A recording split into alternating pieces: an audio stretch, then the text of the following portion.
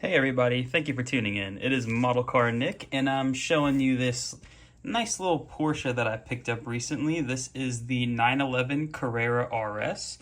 And so this is just the box I wanted to show you guys. This is kind of the older style GT Spirit box nowadays that they've redesigned it.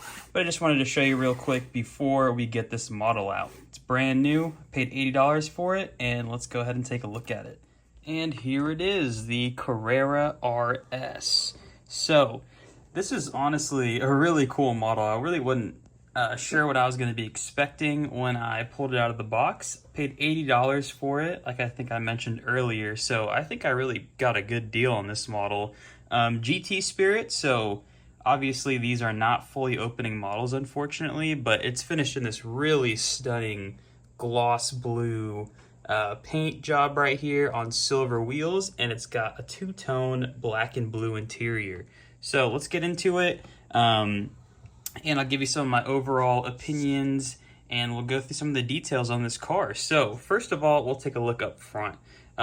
First thing I noticed right here is the Porsche badge. As you can see, it is just a sticker. It's not an actual badge, but it's underneath, I think. Yeah. Well, no, it's on top of the lacquer, so, you know, that could fall off eventually. So kind of something to watch out if you're picking up one of these models. Make sure it has the Porsche badge. But these models are kind of stand out to me because they have this huge kind of front arch right here that kind of emboldens the headlight design, and it really is prominent on this model.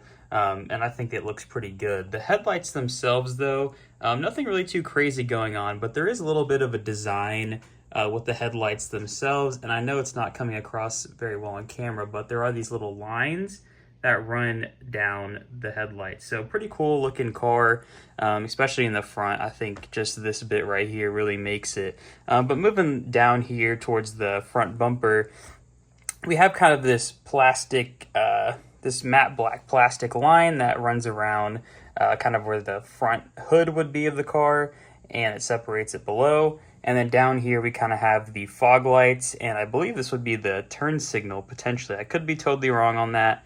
I've never seen one of the turn lights or turn signal lights on this car in real life, so couldn't really tell you that. But down here we kind of have some air intakes, or just design.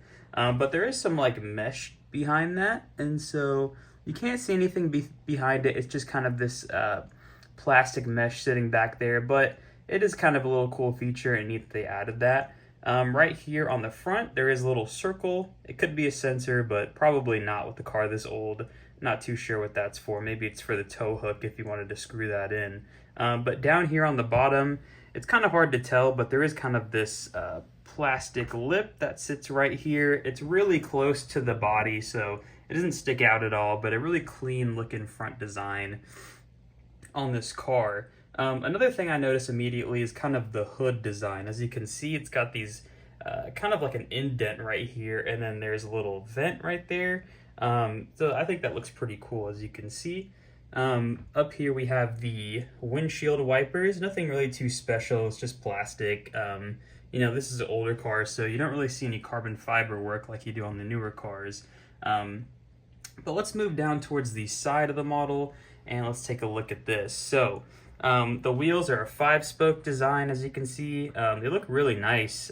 They're finished in this kind of a silver paint, and then we have the Porsche logo sitting right there in the middle, and then the 5 lug nuts around the center of that wheel cap. Behind the wheels, though, it looks like we have drilled brake rotors behind there, so that looks pretty cool. And then a black brake caliper, which unfortunately this spoke right there is blocking the Porsche script. But it is behind there, so that is kind of neat. So those are the wheels. Right here, this is probably a turn signal indicator here on the side, or a reflector. I'm not too sure, but it does look pretty good. I think the body lines on this car look really neat. As you can see, the fender flares kind of stick out a little bit. So really neat design. Right here we have the gas cap, so it looks pretty good. Can't open it, but it is there. So we'll keep moving on, and here's the side view of the model. Looks really nice. Obviously nothing really too crazy going on the side of this car, but you know, you can see all the body lines right here. The door looks pretty good. door handle is painted in a matte black right there, and you can see the little keyhole, so that's a pretty neat feature. Around the windows, it's finished in the kind of the same matte black surrounding that, so it looks pretty cool. And then let's get to the back of the model real quick. So let me show you it in the light. So this is the rear of this model. It really slopes back down here pretty good. I mean, I feel like on the older Porsches, you kind of have this more sleek design back here compared to some of the newer cars. So it looks really interesting. I forgot to mention the rear wheels are pretty much the same as the front, so nothing really there to mention either.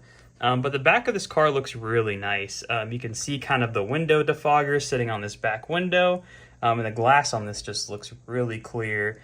So this was a brand new model, so first person to lay hands on it, and I'm really happy I got it, especially at the price that I paid for it. So back here we have another kind of cooling vent because the engines sit on the back of this car. The 6-cylinder engine, not too sure the liters or the displacement on this car, but I'm sure it's pretty fast considering the size of it. But anyways, as you can see, there's another Carrera RS badge sitting on the back of this car, so that makes it pretty special. The rear bumper right here looks pretty neat. As you can see, it's finished in the body color right here. And kind of interesting that there's only one exhaust right there, so it's not a dual exhaust system, which I find kind of interesting because I think if they put a dual exhaust on this car, it would have made it look a lot meaner back here. But it is what it is. Another 3.6 RS license plate on the back, so that is pretty neat. There's something going on with the sides of this. It's probably like the lighting system for the license plate, but it is on both sides. I could be wrong on that too. But the rear brake light is something that you might not notice, but if you look at it closely, it does say Porsche written within the taillight. So I think that's a pretty neat feature, and something that I'm just now noticing for the first time. But if you look a little bit closer, as you can see, the taillight design is pretty cool. There's a bit of cross-hatching going on there. But yeah, it looks pretty neat. Nothing really too crazy going on back here. It's just a pretty standard looking Porsche. But a lot of people probably wouldn't know how special this car really is unless you maybe saw the badge or you just knew exactly what this car was. But let's take a look at this interior real fast, and we'll get to the end of this video. So as you can see, it kind of has this interesting seat design where there's kind of 3 colors of blue.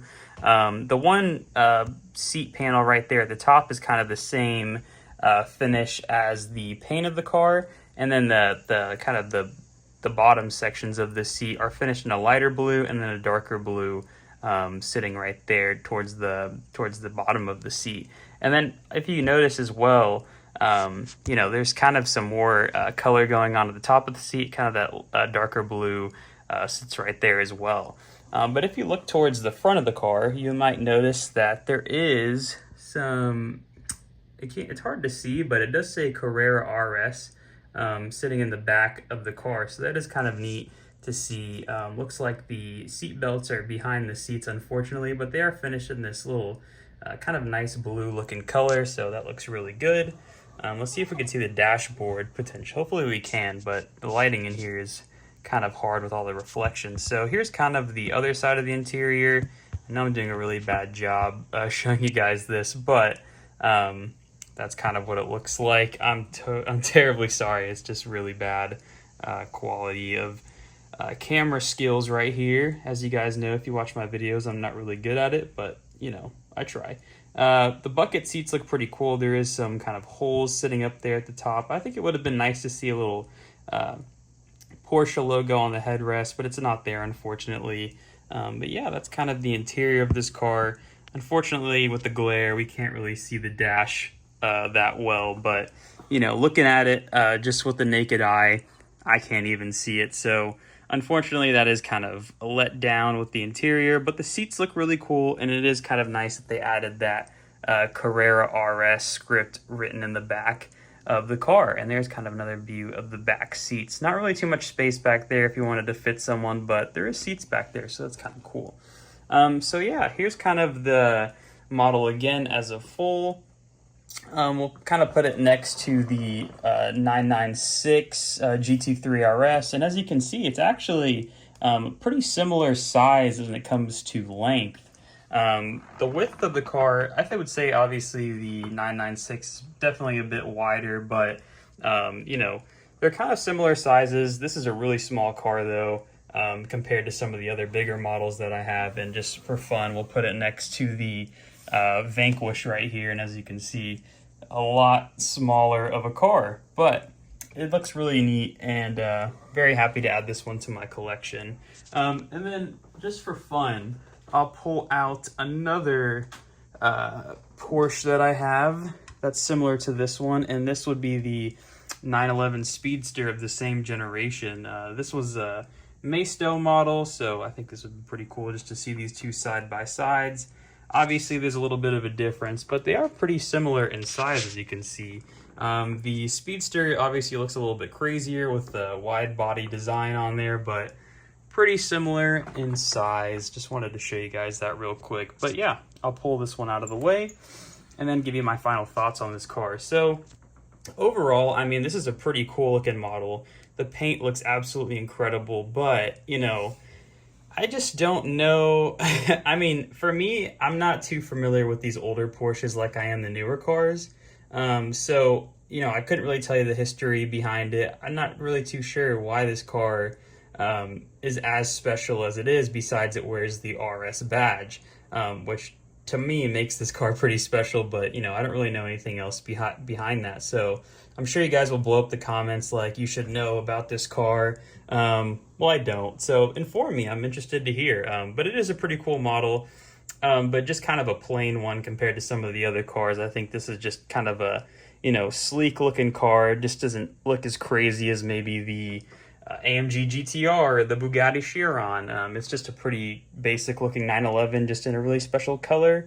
But yeah, well, I think a lot of people wouldn't really know what this car is unless you really knew what this car was. But yeah, for 80 bucks, I think this was a pretty good deal. You know, would I recommend spending more on this? Probably not, unless you're a really big fan of the Carrera RS of this generation.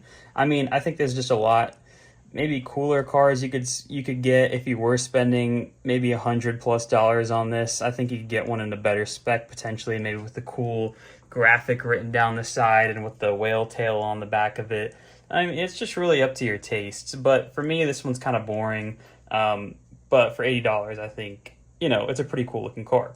But yeah, that's kind of my opinions on it. If I were to give this thing a rating out of 10, I'd probably give it a solid 7.5.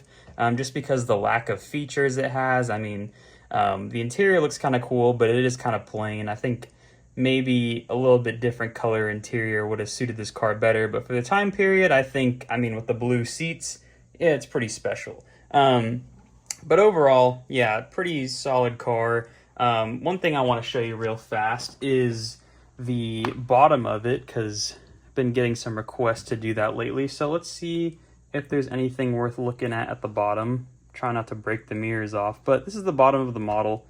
Oops, it almost just took a dive off the desk, but looks like this is number 366 out of 999 models.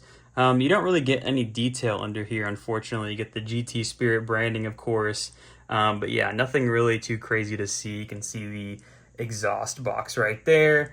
But yeah, nothing really too crazy going on, and this is what the car would look like if you flipped it upside down. So pretty cool. One other thing, or last thing I kind of want to mention, is this car is super light. I mean, compared to some of the other GT Spirit models I have, you know, this is probably one of the lighter ones that I've ever felt. Obviously, it's because it's a really small car, so it wouldn't have too much weight to it, but it is a resin car, and it's just really light, which is nice. So yeah, that's kind of my review on this model. Let me know if you have any questions about it in the comments. Maybe I can answer.